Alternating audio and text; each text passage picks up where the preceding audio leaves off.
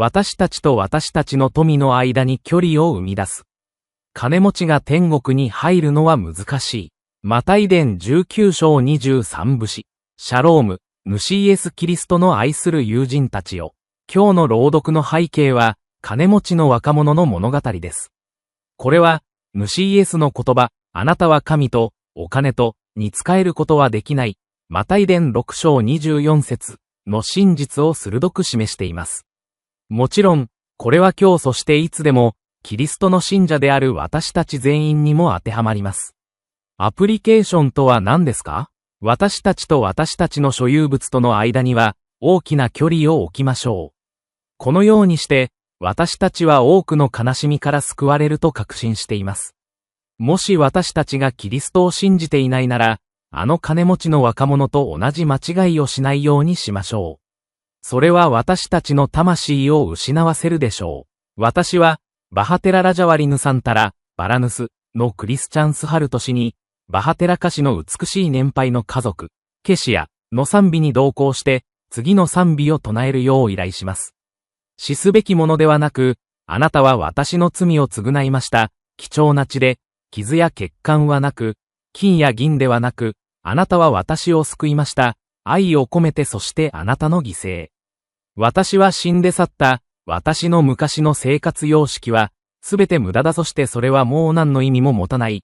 私はこの人生を保留にし、主よ、あなたの祭壇に私にとって、あなたが望むもの。所有物への深い執着は私たちの精神生活にとって非常に危険です。物質的なものに対する不健全な執着は、信者が神に従うことを妨げる可能性があります。自分の所有物を保持することで愚かなリスクを負った人もいます。方法は、彼らは、所持品がある燃えている家に突入して死ぬことを選んだか、銃器を持ち所持品を奪った強盗と格闘して殺された。彼らは、物質的な所有物がなければ人生は無意味になると感じているようです。一方、所有物を失って絶望し、自殺してしまう人もいます。問題は、キリストの信者である私たちはどうなるかということです。アーメン。今日のインスピレーション。財産で豊かになるよりも神で豊かになる方が良いです。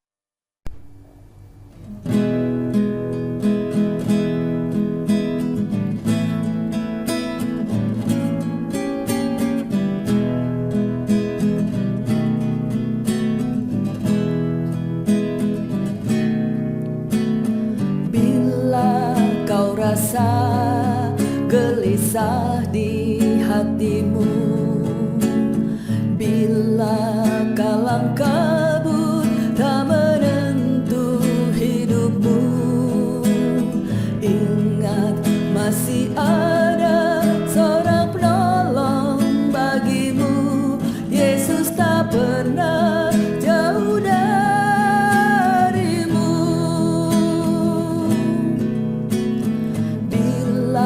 cobaan menggodai hatimu.